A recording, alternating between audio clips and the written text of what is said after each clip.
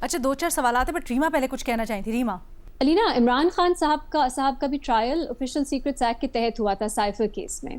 میرا خیال ہے جو ڈسٹنکشن ڈرا کرنے کی ضرورت ہے کہ یہاں پہ کورٹ مارشل ہو رہا ہے اور اس کے لیے جو جورسڈکشن بنتی ہے وہ آرمی ایکٹ سے نکلتی ہے. تو آفیشیل سیکرٹس ایکٹ مختلف ہے لیکن جورسڈکشن کورٹ مارشل کی آرمی ایکٹ سے نکلتی ہے جو کہتا ہے کہ ایسے لوگ جو ویسے سرونگ آفیسرز نہیں ہیں لیکن اگر آفیشیل سیکرٹس ایکٹ کی انہوں نے خلاف ورزی کی ہے جو ملٹری سے جڑی ہے تو پھر ان کا کورٹ مارشل ہو سکتا ہے. میرا خیال ہے یہ ہے جو کلیریفیکیشن میں دینا چاہ رہی تھی جورسڈکشن کے حوالے سے. محمد علی صاحب کی انٹرپریٹیشن مختلف ہے ذرا. نہیں ان کی بھی آئی تھنک یہی ہوگی. اس میں کورٹ مارشل کی بات ہے نا کیونکہ سیکرٹ ایکٹ جو ہے انٹرجیکٹ پلیز محمد علی صاحب. جی آفیشیل سیکرٹ ایکٹ کا جس طرح میں نے پہلے واضح کیا اطلاق ریٹائرڈ افسران پہ بھی ہوتا ہے اور سویلین پہ بھی ہوتا ہے. اس کے لیے کوئی پابندی نہیں ہے کہ وہ صرف اس کا فوج سے تعلق ہو یا نہ ہو. اس لیے آفیشیل سیکرٹ ایکٹ کو یا اس کی جو کمٹمنٹس ہے اوتھ آف آفس کے اعتبار سے وہ اس کیس میں فیلڈ جنرل کورٹ مارشل بھی کرنے کا اختیار رکھتا ہے. علینا وہ جورسڈکشن آپ کو آرمی ایکٹ کے تحت آتی ہے. آپ آرمی ایکٹ پڑھ لیں اس میں آتا ہے کہ آفیشیل سیکرٹس ایکٹ کی خلاف ورزی لیکن اس کے اندر انہوں نے کلیریفائی کر دیا کہ جو ڈیفینس یا ملٹری سے جڑے اوفینسز ہیں آفیشیل سیکرٹس ایکٹ میں اس کا جو ٹرائل ہے وہ کورٹ مارشل کر سکتا ہے. دوسری بات جو مظہر صاحب کہہ رہے تھے کہ جو حاضر سروس تھے جب وہ تو اس میں جو ان کی انوالومنٹ تھی پالیٹکس کی یہ ایک پرابلم آ جاتی ہے. میں نیت کی بات نہیں کری شاید چاہتے ہو نہ چاہتے ہو مجھے نہیں معلوم لیکن آرمی ایکٹ کے تحت آپ کا کورٹ مارشل جو ہے ریٹائرمنٹ کے 6 مہینے بعد بہت سے اوفینسز کے لیے نہیں ہو سکتا. جورسڈکشن ہی نہیں ہے کورٹ مارشل کی. تیسری بات جو 9 مئی سے جڑی ہے آپ خود دیکھیے یہ جو آج کی پریس ریلیز ہے پرانی پریس ریلیزز ہیں جو ISPR پریس کانفرنسز میں بات کرتی ہے اس میں الفاظ کا چناؤ بہت زیادہ کوشش ہے. جو زبان ہے نا انسائٹمنٹ ٹو میوٹنی کی وہ کہیں استعمال نہیں کی گئی. تو جو لوگ 9 مئی سے اس کو جوڑ رہے ہیں شاید ان کے پاس کوئی انفارمیشن ہے یا بٹ یہ پولیٹیکل ایجیٹیشن یہ جو الفاظ استعمال کیے گئے ہیں فرمنٹنگ ویسٹڈ پولیٹکس ویری ڈفرنٹ نا علینا. ایجیٹیشن از سم تھنگ ویری ڈفرنٹ. کسی کو اپنی الیجنس کے خلاف بہکانا از سم تھنگ ویری ڈفرنٹ. سو الفاظ کا چناؤ میرا خیال ہے ڈیلیبریٹ ہے اور کوشش ہے تاکہ آپشنز کھلی رکھی جائیں. لیکن اگر آپ باقی 9 مئی کے کیسز دیکھیں جو ملٹری کورٹس میں بھی جن پہ سزائیں ہوئی ہیں جو اینٹی ٹیررزم کورٹس میں بھی ہوئی ہیں اس میں کہیں بھی انسٹیگیشن ٹو میوٹنی پہ کسی کو سزا نہیں دی گئی. یہ بہت ایک اہم چیز ہے. تو اگر وہاں نہیں دی گئی کیا ہم یہاں ایکسپیکٹ کر سکتے ہیں یہ ہوگا اور اگر ایسا ہوا تو وہ کیا چین ریاکشن سیٹ کرے گا. لیکن الفاظ کا چناؤ اگین بہت کیئرفل ہے. بٹ فیض حمید کا کیس مختلف نہیں ہے کیونکہ اگر ایک کیا آپ کو لگتا نہیں کہ فیض حمید کا کیس مختلف ہوگا ان دا سینس کہ وہ ایک ایسی حساس پوزیشن پہ تھے جہاں سے وہ اپنا اثر بھی استعمال کر سکتے تھے. باقی جو 9 مئی کے کیسز ہیں وہ تھوڑے مختلف ہیں. وہ تو اب بیٹنگ میں آ جائیں گے نا یا پھر خود سے انیشیٹ کریں. یہ ضروری نہیں ہے علینا کیونکہ پینل کوڈ میں بھی اس طرح کے اوفینسز موجود ہیں. ضروری نہیں ہے آپ سروس میں ہو.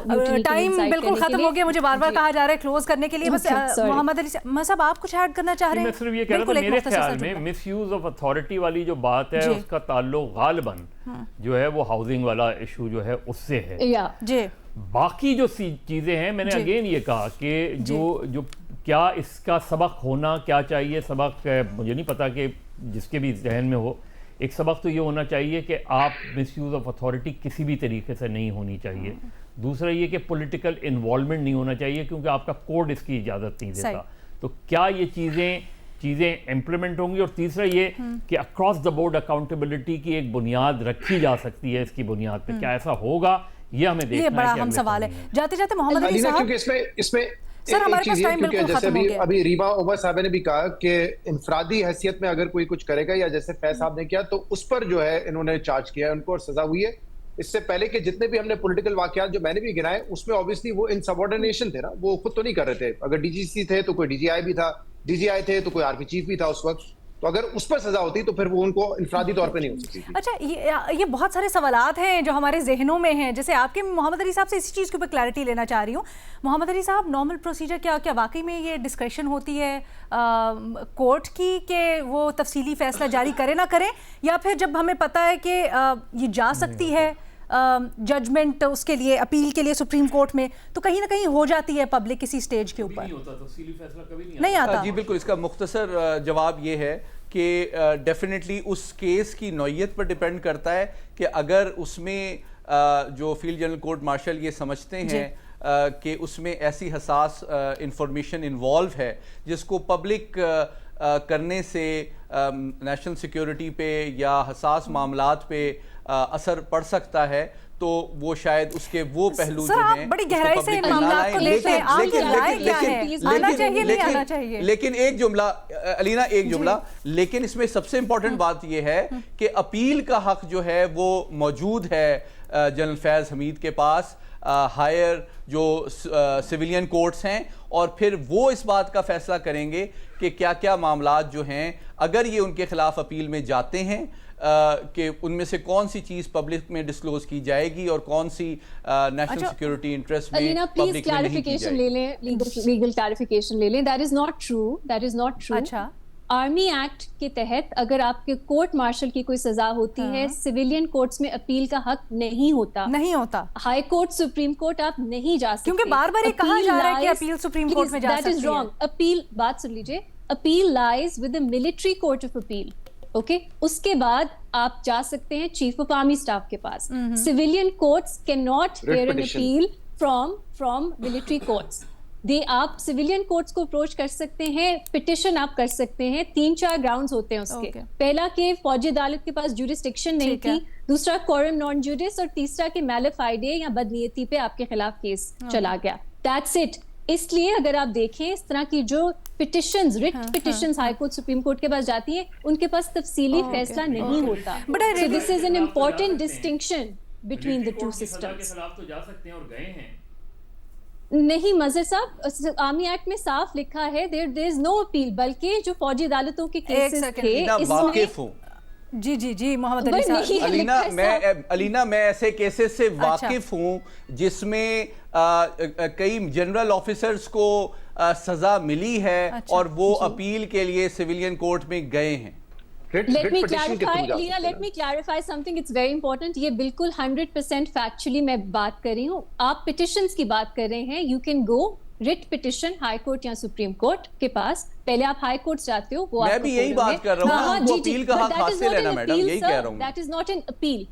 ریویو کے لیے آپ جاتے ہیں. It's called review petition. اس کے جو گراؤنڈز ہوتے ہیں وہ بہت اسپیسیفک ہوتے ہیں. اس میں سپریم کورٹ یا ہائی کورٹ جو ہے وہ کہہ سکتی ہیں بیسیکلی وہ اپیل نہیں ہوتی، ریویو ہوتا ہے. اور الینا، ابھی جو پی ٹی آئی کے بہت سے لوگ ہیں جن کو ملٹری کورٹ میں سزائیں ہوئی ہیں نامے کے اوپر، وہاں یہی ایک کنٹینشن تھی کہ فیئر ٹرائل کا حق نہیں مل رہا کیونکہ اپیل سویلین کورٹس میں لائی نہیں کرتی.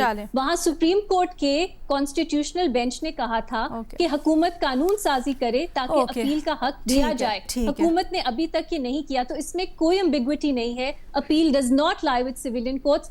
ریویو کے لیے مخصوص گراؤنڈز پہ آپ جا سکتے ہیں. اوکے جاتے جاتے ایک چھوٹی سی چیز، بالکل ٹائم ختم ہو گیا، مجھے بار بار کہا جا رہا ہے محمد علی صاحب باقی سارے چارجز سے یہ جو میں ایگزیکٹ ورڈنگز پڑھ دیتی ہوں بیکاز اس کا بھی ترجمہ آپ ہمیں ہی کر کے دیں گے کہ fomenting vested political agitation and instability in cohorts with political elements and in certain other matters is separately being dealt with. Sir اس کا ذرا ہمیں اس کا جی میں ایک مفہوم بھی بتائیے گا اور اس کو الگ کیوں کیا گیا یہ بھی بتا دیجیے گا. جی بالکل. اس کو واضح کرنا، اس لیے اس کا مطلب، اس کے دو مطلب ہیں. اس کا مطلب یہ ہے کہ انہوں نے جو اپنے اثر و رسوخ کے ذریعے سے کچھ سیاسی مفادات کو آگے بڑھانے کے لیے یا سیاسی ماحول میں تبدیلی لانے کے لیے جو اپنا رول پلے کیا ہے، اس کو یہ جو ٹاپ سٹی کیس ہے یا جو مس یوز آف آفس ہے اس سے علیحدگی سے انویسٹیگیٹ کیا جا رہا ہے اور اس پہ ابھی فیصلہ آنا اور سزا کا دیا جانا باقی ہے.